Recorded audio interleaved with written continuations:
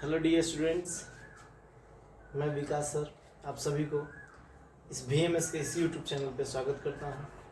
आज हम लोग पढ़ने जा रहे हैं बहुत ही इंटरेस्टिंग चैप्टर जो है आपके डेली लाइफ में इस चीज़ का यूज होता रहा है कि आप देखते रहो कि आसपास बहुत सारी वस्तुएं जो गोल होती हैं, या फिर जैसे लोग बोलते हैं ना कि एक ऐसा शेप जिसमें क्या होता है, जैसे रोटी की बात करें वो क्या होता है बिल्कुल गोल होता है, या फिर सिक्का की तरह बात करें उसके बारे में बात करें वो गोल होता है, या फिर आप देखे होंगे किसी भी झंडा वगैरह पे सर्कल बनाया गया होता है, नहीं तो गोला टाइप से। तो वो ये सभी आकृति यानी कि जितने भी आकृति यानी गोला है ना, गोला बोले तो यानी कि वृत्त, गोला और वृत्त ड्रेस में दो बातें होती है। गोला यानी कि स्फीयर हो जाता है, और जैसे कि हम फुटबॉल देखते हैं या फिर क्रिकेट बॉल देखते हैं, ये गोला के टाइप हो गया। और रोटी की बात करें तो वो वृत्त हो गया। तो उस तरीके से आज हम लोग पढ़ने वाले हैं कि वृत्त से संबंधित क्षेत्रफल। ठीक है, तो इस चैप्टर में जितने भी कॉन्सेप्ट हैं उसके बारे में हम पहले जानेंगे इस वीडियो में, उसके बाद फिर आगे की बातें फिर बाद में करेंगे, है ना। क्योंकि हम सबसे पहले हमें क्या होता है कि किसी भी चैप्टर को पढ़ने से पहले हमको उसका कॉन्सेप्ट जानना पड़ता है, क्योंकि कॉन्सेप्ट जो होता है ना किसी भी चीज़ का जो है पावर होता है। बिना कॉन्सेप्ट के हम किसी भी मैथ्स को सॉल्व नहीं कर पाएंगे। ठीक है, तो उस चीज़ को यहाँ पे देखें, क्योंकि मैंने यहाँ पे देखा चैप्टर 12 जो है आपके 10वीं कक्षा का जो NCERT बुक का जो है चैप्टर 12 वृत्तों से संबंधित क्षेत्रफल, एरिया रिलेटेड टू सर्कल, यानी है ना जो क्लास 10वीं के लिए। और यहाँ पे ध्यान दीजिएगा पूरे स्पेशल BSCB के लिए, यानी कि BSCB के लिए यानी कि बिहार बोर्ड वाले, यानी जो बच्चे जो बिहार बोर्ड से पढ़ते हैं जो उसके लिए स्पेशल ये वीडियो है। और मैं उसका आज कॉन्सेप्ट बताने वाला हूँ। कॉन्सेप्ट जो है क्या है, कॉन्सेप्ट यहाँ से आपको सीखोगे और यहाँ पे आपको पता चलेगा कि हम यहाँ से कैसे कैसे क्या कर सकते हैं। सर्कल से संबंधित जितने भी क्वेश्चंस हैं उसको कैसे बनाएंगे, यहाँ पे एक भी और भी जान लेंगे कि व्यास क्या होता है, त्रिज्या क्या होता है, और से बातों को हम जानेंगे।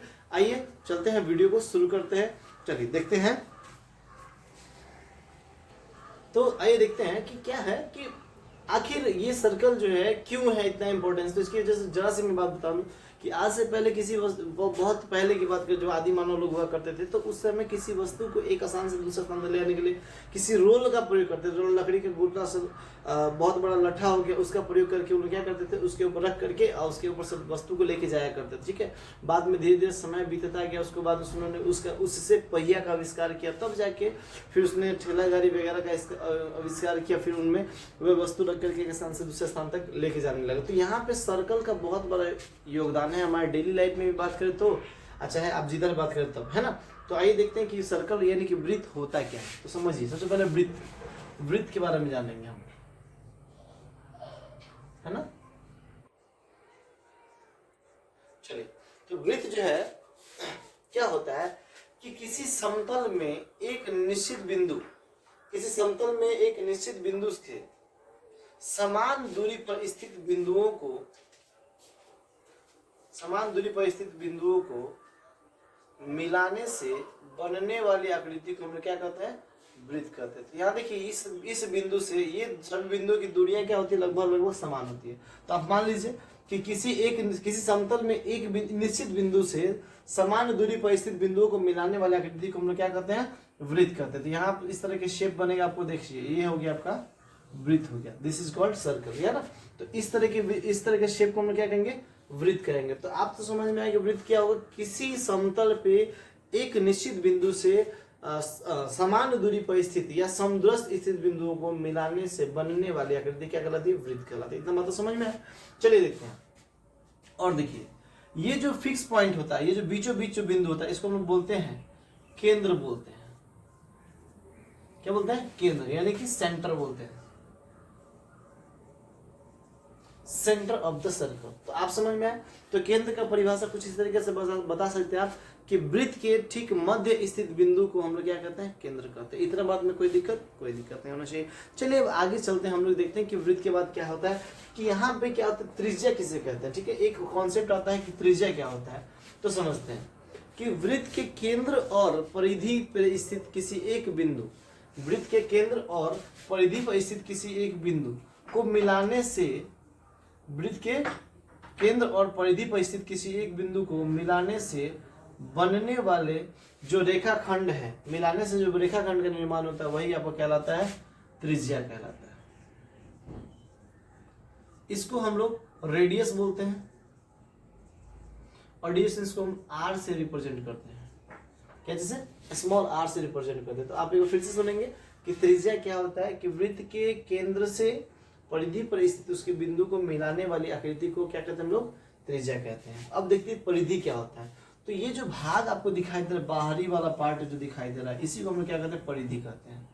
ये आपके क्या हो गया, परिधि। यह हो गया वृत्त की परिधि, या इसको हम लोग परिमाप भी बोलते हैं। बात समझ में आए? इसको क्या बोलते हैं, परिमाप, या इंग्लिश में बोले तो पेरीमीटर भी बोलते हैं। ठीक है, इतनी बातें तो समझ में आई। अब देखते हैं आगे की, हाँ इसके आगे क्या होता है। तो ये बात समझ में आई, क्या हमने देखा कि परिधि क्या होता है, केंद्र क्या होता है, त्रिज्या क्या होता है, डिस्टेंस। इसके बाद जो हम आते हैं वह होता है व्यास, कि व्यास क्या होता है। तो देखिए इसी सर्कल में बनाना आपको व्यास, कि देखिए क्या होता है कि वृत्त के परिधि पर स्थित दो बिंदु, वृत्त के परिधि पर स्थित दो बिंदुओं को मिलाने वाली ऐसी रेखा, वृत्त के परिधि पर स्थित दो बिंदुओं को मिलाने वाली ऐसी रेखा जो वृत्त के केंद्र से होकर गुजरती है, जो वृत्त के केंद्र से होकर गुजरती है, उसे हम लोग कहते हैं वृत्त का व्यास कहते हैं। इसे क्या कहते हैं हम लोग, वृत्त का व्यास कहेंगे हम लोग, है ना, डायमीटर ऑफ सर्कल कहेंगे। ठीक है, समझ में आया? तो वृत्त के परिधि पर स्थित दो बिंदुओं को मिलाने वाली ऐसी रेखा जो वृत्त के केंद्र से होकर गुजरता है, उसको हम क्या कहेंगे, व्यास कहेंगे। और इसी कड़ी में हम चलते हैं, एक और बात है, इसको हम डी से रिप्रेजेंट करते हैं, डिस्टेंस। और एक और बात कि अगर यह जो है यहाँ से न होकर के, केंद्र से न होकर बल्कि ऊपर नीचे कहीं से पास करेगा, ठीक है, कहीं से पास करे, तब इसका नाम क्या होगा, तब इसका नाम हो जाएगा जीवा। क्या हो जाएगा, जीवा। बात समझ में? तो जीवा का परिभाषा आप ऐसे ही बता सकते हैं कि वृत्त के परिधि पर स्थित दो बिंदुओं को मिलाने वाली ऐसी रेखा जो केंद्र से होकर के नहीं गुजरती है, उसको हम लोग जीवा कहेंगे, और जो केंद्र से होकर गुजरेगी उसको हम क्या कहेंगे, व्यास कहेंगे। चलिए इतना नोट कीजिए, फिर आगे चलते हैं। चलिए, तो डिस्टेंस यहाँ से हमको एक बहुत महत्वपूर्ण बात सामने मिलता है कि देखिए कि अभी हम लोगों ने व्यास के बारे में जाना और परिधि के बारे में जाना। तो इस वर्ड में आप जब भी बनाओगे ना, तो एक नया ग्रीक वर्ड आपको देखने को मिलेगा, ग्रीक लेटर मिलेगा, जिसको हम लोग बोलते हैं पाई बोलते हैं। ठीक है, इसको हम लोग वो पाई बोलते हैं। ठीक है, इसके बारे में हम अगले बार थोड़ी देर बाद बताएंगे कि क्या होता है ये चीज पाई, इसका वैल्यू क्या होता है, कैसे होता है, चलिए देखते हैं। तो इसको हम लोग पाई बोलते हैं। ठीक है, पाई, है ना। तो यह जो है, यह क्या होता है, तो वृत्त के परिधि और व्यास के अनुपात के बराबर होता है। यानी वृत्त के, यदि कोई वृत्त है यह, ठीक है, तो यह इसका परिधि हो गया, यह इसका परिधि हो गया, और यह हो गया इसका व्यास। ठीक है, यह इसका हो गया व्यास। तो इस परिधि के टोटल लंबाई और बट्टा में जो व्यास की लंबाई होगा, यानी परिधि की लंबाई, यानी कि ऊपर में आप लिख सकते हैं परिधि और नीचे लिख सकते हो व्यास। ठीक है, तो ये दोनों का अनुपात जो होगा वो क्या होगा, ग्रीक वर्ड पाई के बराबर होगा। क्या होगा, ग्रीक वर्ड पाई के बराबर होगा। इतना बात तो समझ में क्या होगा, फिर से समझेंगे कि वृत्त का परिधि और व्यास के अनुपात को हम लोग क्या बोलते हैं, पाई बोलते हैं। ठीक है, एक बात, इतनी बातें समझ में। चलिए इसको आप याद रख के रहोगे। चलो हम और बातें करते हैं। एक और बहुत ही महत्वपूर्ण बात आती है सामने यहाँ से, व्यास और त्रिज्या में संबंध। इसको याद रखिएगा हमेशा, व्यास और त्रिज्या में क्या संबंध होता है। तो देखिए जरा ध्यान देंगे कि अगर मैं बात करूं, यहाँ पे बीचों बीच केंद्र होता, किसी वृत्त केंद्र होता, तो यहाँ से यहाँ की लंबाई क्या होती, त्रिज्या होती, और यहाँ से यहाँ की लंबाई भी क्या होती, त्रिज्या होती। यानी यदि हम बात करें, या नाम देते हैं यहाँ पे ओ, ए और बी, तो ये जो टोटल व्यास की लंबाई है, ए ओ बी की लंबाई जो है वो किसके बराबर होगी, जरा देखिए तो आप। तो ये ए ओ बी की लंबाई ए ओ प्लस ओ बी के इक्वल टू में होगा कि नहीं होगा। अब ए ओ की लंबाई कितनी है, आर है, और ओ बी की लंबाई कितनी है, वो भी आर ही है, और ए ओ बी क्या है, डायमीटर है, व्यास है, इसलिए हम यहाँ पर डी लिख सकते हैं। तो अब देखिए जरा सा कि यह जो डी है वह कितना के बराबर होगा, यानी डी जो है आर प्लस आर, यानी कि 2r के बराबर होगा। यानी यहाँ से हम एक बात कह सकते हैं कि किसी भी वृत्त का जो व्यास होता है वह उसके त्रिज्या का 2 गुना होता है। किसी भी वृत्त का जो व्यास होता है वह उसके त्रिज्या का कितना गुना होता है, 2 गुना होता है। यहाँ से एक और बात सामने निकल के आता है, यहाँ से अगर हम r निकालते हैं तो क्या हो जाता है, d/2 हो जाता है। तो बात, 2 बात याद रखिएगा एक r बराबर d बाई 2 और एक होता है d बराबर 2 इंटू आर। तो यहाँ पे बात रखने वाली क्या बात हो गई, यहाँ पे याद रखने वाली बात ये हो गई कि किसी भी वृत्त का और देखिए हर एक वृत्त का साइज अलग अलग होता है तो उसकी त्रिज्याएं भी अलग अलग होंगी। तो ये बात यहाँ पे होगा, किसी भी एक वृत्त का व्यास और त्रिज्या के बीच में यही संबंध होता है कि व्यास जो है त्रिज्या का 2 गुना होता है और त्रिज्या जो है व्यास का आधा होता है। इतने बातें समझ में आए। चलिए आगे देखते हैं। तो अभी हम लोगों ने देखा क्या कि परिधि और व्यास दोनों का अनुपात जो होता है क्या के बराबर होता है, व्यास के पाई के बराबर होता है। यहाँ से जिस परिधि का वैल्यू निकालना चाहे तो परिधि बराबर क्या हो जाएगा आप बता सकते हो, पाई इंटू व्यास। अब एक बात और बताओ, व्यास के बारे में अभी हम लोगों ने देखा था कि आर डी जो है वो 2r के बराबर होता है। तो हम यहाँ से लिख सकते हैं क्या, परिधि equal to pi into 2 into R लिख सकते हैं। अब यहाँ पे इसको अरेंज करें 2 पाई आर। तो यह एक देखिए, यह एक बहुत ही महत्वपूर्ण फॉर्मूला आपको समझ में आया किसका, परिधि का, यानी कि वृत्त का परिधि या वृत्त का परिमाप निकालने का सूत्र क्या हो जाएगा, 2 पाई आर के बराबर हो जाएगा। ठीक है, इतना बात समझ में आया। अब एक चीज और जानते हैं कि परिधि और बटा व्यास जो है वह किसके बराबर होता है, तो पाई के बराबर होता है। और इस पाई का जो वैल्यू होता है लगभग क्या होता है, 62,832 बट्टे 20,000 के बराबर होता है, जिसका दशमलव प्रसार क्या हो जाएगा 3.1416 के बराबर में हो जाएगा। या ऐसा भी हम लोग देखिए हाँ, एक्चुअली क्या है, पाई जो है एक अपरिमेय संख्या, क्योंकि इसका वैल्यू जो है जब हम निकालते जाते हैं तो यह निकलता चला जाएगा, यह अशांत हो जाएगा और अनावर्ती भी होगा। ठीक है, इसकी वजह से क्या होगा, यह अपरिमेय संख्या होगा। बहुत ही हमारे जो जाने माने जो हमारे गणितज्ञ हैं, हमारे जो आर्यभट्ट साहब, इन्होंने इसके बारे में लगभग पॉइंट के बाद 1 लाख तक डिजिट को परिकलित निकालने के में समर्थ हो सके, लेकिन उसके बाद भी उन्होंने भी बोला कि नहीं, इसके आगे और भी वैल्यूएशन है, हम लोग कैसे फाइंड आउट करेंगे। फिर उन्होंने भी इसको स्टॉप कर दिया, क्योंकि यह चीज़ क्या है, यह अशांत है और अनावर्ती है। अशांत का मतलब होता है कि यह कभी कटने वाला नहीं है, पूरा पॉइंट के बाद नंबर बदलते चला जाएगा और यह रिपीटेड नंबर भी नहीं होगा। आवर्ती का मतलब होता है रिपीटेड और अनावर्ती का मतलब होता है रिपीटेड नहीं होता है, यानी इसके बाद यह डिजिट बदलता हुआ चला आएगा, जिसकी वजह से यह क्या हो जाएगा, यह एक अपरिमेय संख्या हो जाए। ठीक है, तो ये बात याद रखिए। लेकिन ये जो आप देख रहे हो परिधि और व्यास, इसके बीच में हम आपको बताना चाहेंगे कि यदि यह क्या, कैसे इसको निकालते हैं। तो यह आप देखते हो कि पाई का वैल्यू सर 22/7 होता है।